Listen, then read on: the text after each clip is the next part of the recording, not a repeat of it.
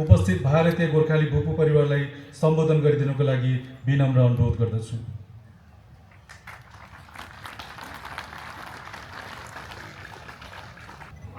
DA साहब,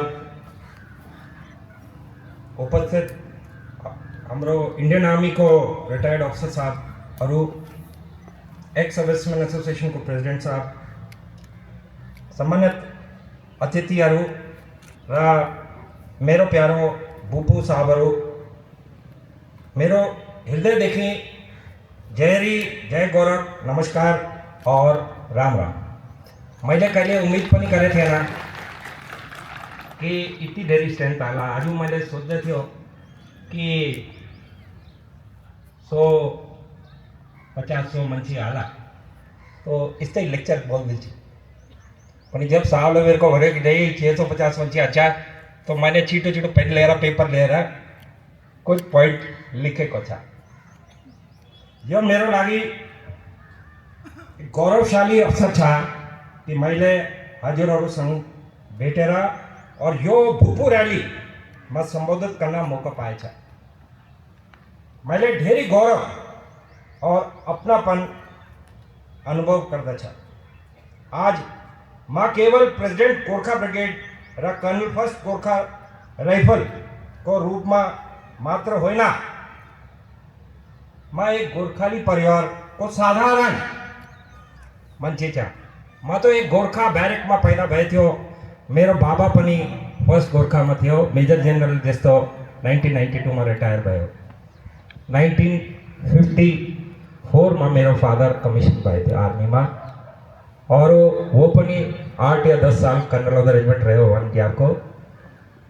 और मेरो जब पैदा भए थियो तो रुड़की में बैरक में पैदा भए गए।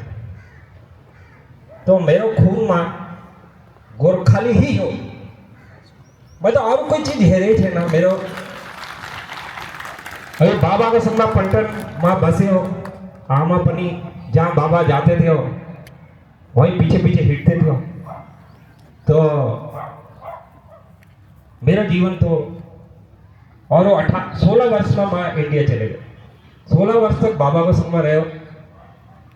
आमा और बाबा जहाँ गए गोरखाली पलटन में वहीं बसे हो और उसको बाद में 20 साल में गोरखाली पलटन में कमिशन हुई। तो मेरे जीवन को सारा एक गोरखाली ही हो। और वो गोरखाली को इतिहास जो था, जो वीरता, ईमानदारी, कर्तव्य मेरा बलिदान को बारे में था। दुनिया में कहीं पनि जान तो भाई यूएन में गए हो, फॉरेन में गए हो, गोरखाली को नाम सुने रहे। एक वफादारी और वो साहस को बारे में एकदम मन में वो एकदम विचारण छ। और वो यो किस लिए भए छ? ये जो हाम्रो भूपू छ, जो तपाईहरु बसे छ, इन्हरु को त्याग, तपस्या और अनुशासन को फल में छ। यो जो इतनी नाम भए छ। आज जहाँ पनि कोई पनि यूनिट छ इंडियन आर्मी को, अगर गोरखाली पलटन छ, गोरखा ब्रिगेड को पलटन छ, वहाँ पर कंपटीशन में प्रोफेशनल कंपटीशन, बैंड को कंपटीशन, फुटबॉल जो पनि गेम को कंपटीशन, एक्सरसाइज सब में गोरखाली पलटन नंबर 1। इसको नींव तपाईहरुले लगाए। यो नींव को कारण ही अहिले गोरखाली पलटनले यति राम्रो गर्छ। इसको लागि म तपाईहरुले सबले सल्युट गर्छु। और ये मेरो एक भगवानले मेरो माथि एउटा बलिदान दिए थियो या एक मेरो इच्छा पूरा करे छ कि मैं पैदा पनि गोरखा पलटन भयो और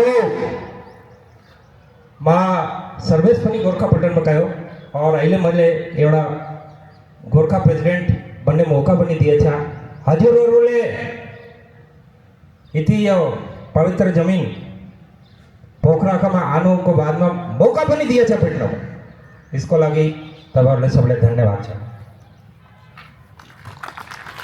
भारत और नेपाल को बीच में यह रोटी बेटी को संबंध मात्र होना, ये एक बहुत इमोशनल भावना को, संस्कृति परंपरा को एक संबंध था।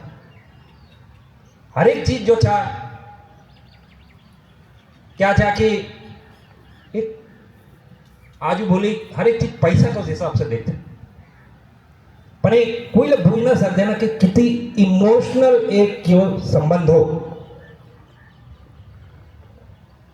और यो संबंध को इतनी रामरो करने को लगी को जिम्मेवार हो, सिर्फ दो आदमी, एक हमरो भूपू और दूसरा आज वो सर्विस करने वाला हमरो सिपाही। तो इन सब ले बहुत बहुत धन्यवाद छा। और प्रेसिडेंट गोरखा ब्रिगेड देखिए, मेरे को बहुत खुशी होचा यह बोल रहे कि आज वो 32,000 सिपाही था नेपाल को इंडियन आर्मी में। हमरो 43 इन्फेंट्री यूनिट था, गोरखा को 43 इन्फेंट्री यूनिट को मतलब 11% इन्फेंट्री, 11% इन्फेंट्री सिर्फ गोरखा को था।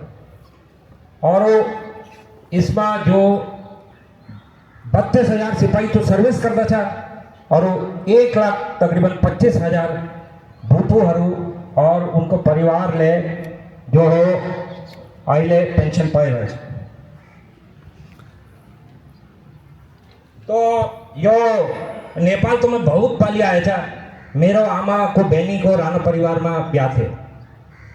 तो पहला बार मैं 4th क्लास में आयो, उसके बाद में मैं 6th क्लास में आयो, पता नहीं अब तो मैं भूल ही गया था। बट सर्विस के दौरान में ऑफिसर बनने के बाद में आइले 4th बार आया था और बहुत उत्साह लगता।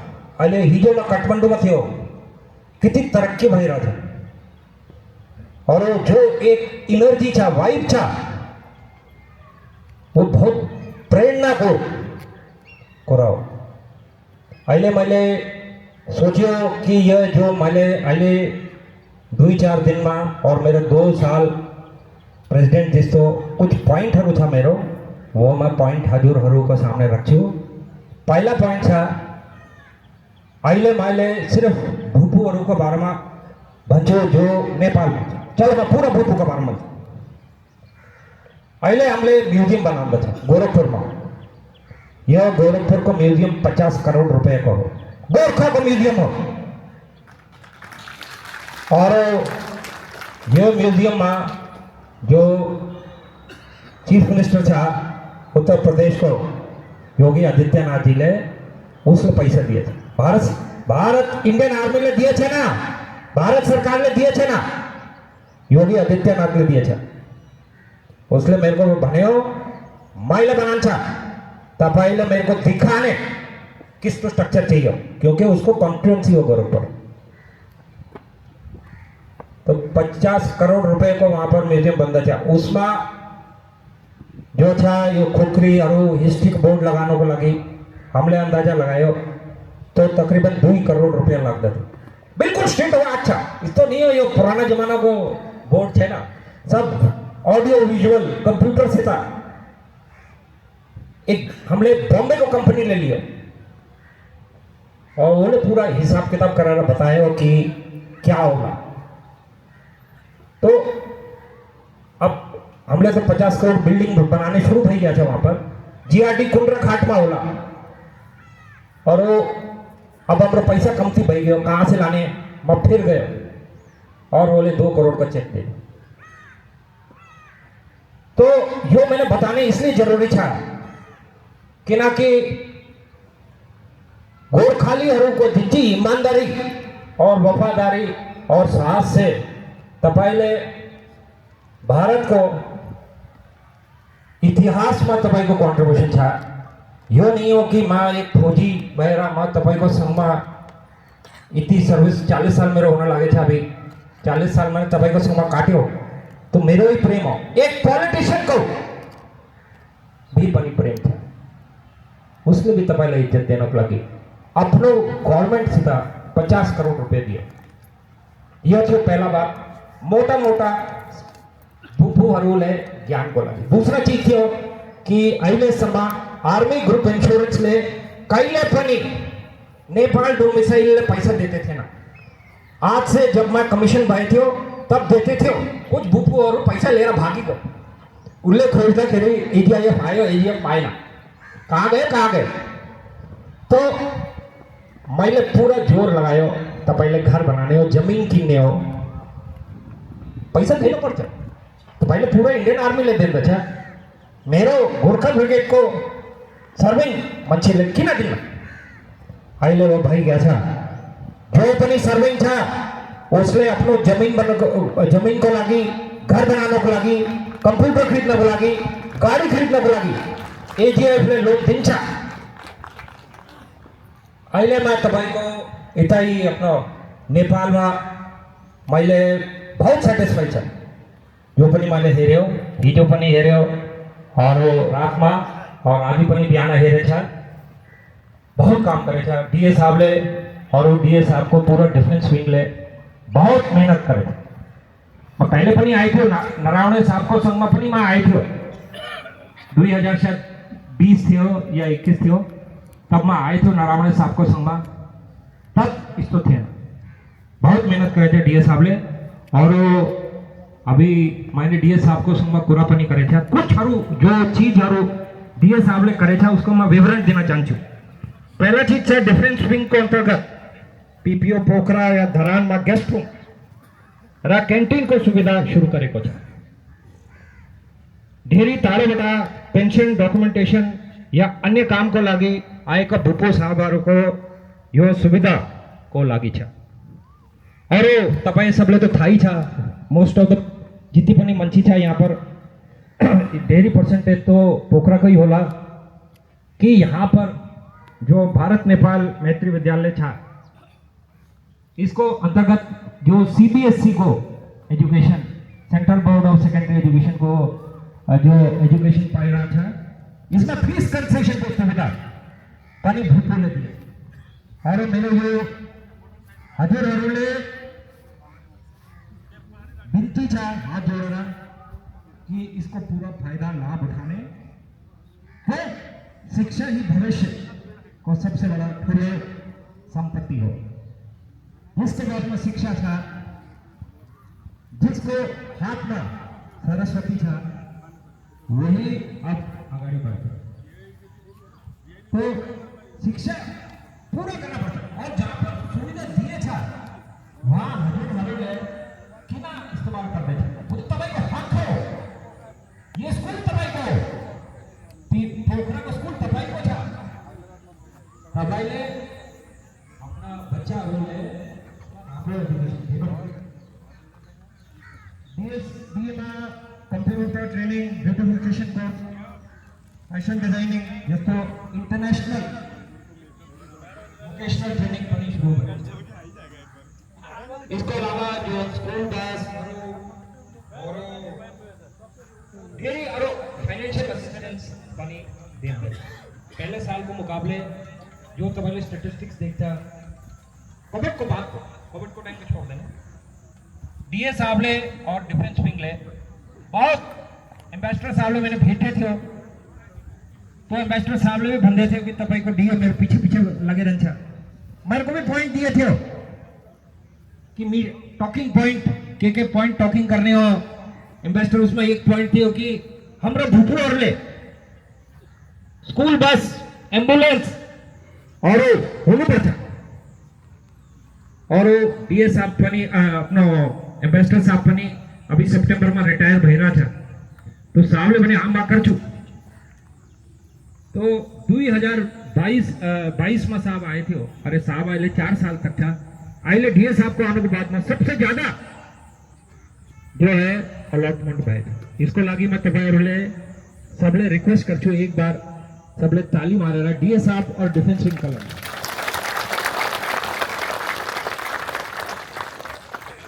और ईसीएच में भी बहुत काम भाई था पहले तकरीबन 22 या 23 हॉस्पिटल नया भाई गया था और यो मेरो मैं तो रिटायर भाई आज पनि यो मेरो ड्रीम था या मेरो सपना था कि नेपाल को हर एक डिस्ट्रिक्ट एउटा इम्पेरियल हॉस्पिटल होना पड़ता तभी अभी हम मेरे से पहले अपने बलिदान को पूरा जो था वो पाला। तो ये बहुत काम भई रहा था, पहले 23 भई गया था और आने वाला दिन में ये बढ़ था।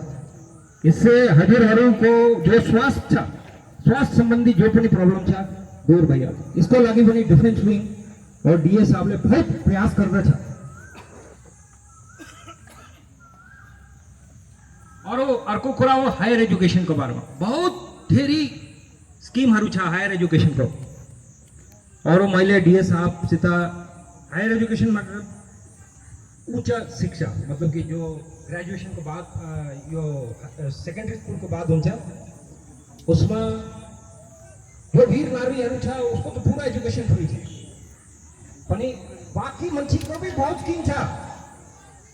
और मैले जो हेरेको कि हाम्रो भुपुहरूले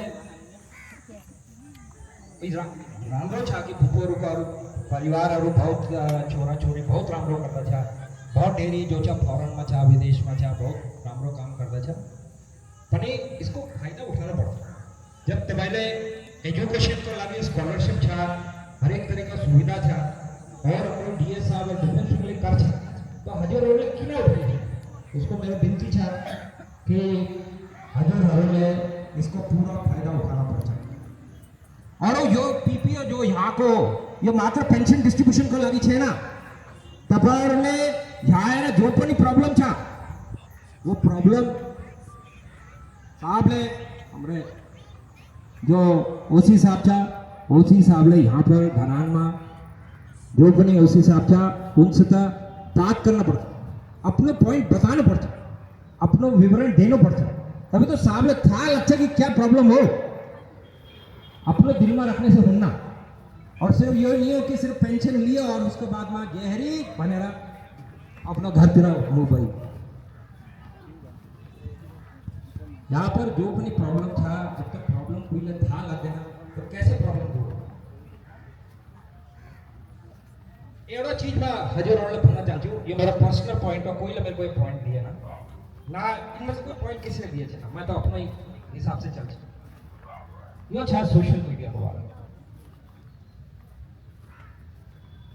सोशल मीडिया जो था इसमें कोई पनि मान्छे कुछ पनि नहीं थी, तो ये रूमर चला दीजिए। तो इसलिए एक बार कोई पनि चीज में बिलीव करने से पहले सोचने समझने और उसके बाद ही एक्शन ले और हर एक चीज में बिलीव ना करना। और अगर ज्यादा ही शक था तो यहाँ पर भी पोखरा में अपना जो वाइस हिसाब था उनले भेटने और पनि अधिकारीहरू छ उनले भेट्ने या तपाईँले फिर पनि शक रहेछ तो डीएस साहबले म तपाईँले यो दुर्गा माता कसम खाएर कहन्छु कि हरेक भुपू को नेपाल को भुपू को वेलफेयर स्कीम इंडियन को भुपू से ज्यादा राम्रो था, हर एक तरह का सुविधा यहाँ उपलब्ध है। और वो पूरा यहाँ पर ऑर्गेनाइजेशन था उनको काम हो यो तो यो मेरो तपाईसित बिन्ती छ कि तपाईहरुले यो सबको पूरा फायदा उठाउनु। और वो सेना से रिटायर भएर को पछि रिटायर तो भएछ पनि सर्भिस से रिटायर भएछ। मैं एक बार फिर भन्छु तपाईं सेना मात्र से रिटायर भएर सर्भिस से रिटायर भएछ। तपाईहरुले यति ज्यादा अनुशासन डिसिप्लिन और को अनुभव छ। इस अनुभवले यंग जनरेशन छ नेपाल को यंग जनरेशन छ उनले गाइड करना पर्छ। अगर इतनी सेवा गरेर तपाईले यो जो सर्भिस गरेछ इसलिए नेपाल को युवा को लागि भी करना पर्छ। तो अंत में भारतीय सेना को सेवा में हजुरहरूले अपना जीवन समर्पित गरेको मैं हजुरले सबले एक बार फिर से सल्यूट गर्दछु और दुर्गा माता से हजुरहरूको सुख सम्पत्ति और समृद्धि को लाखी प्रार्थना गर्दछु। हजुरहरूले कोही समस्या छ सुझाव छ तो भन्नुहोस्। ल धन्यवाद। जय हिंद, जय नेपाल, जय भोजपुर।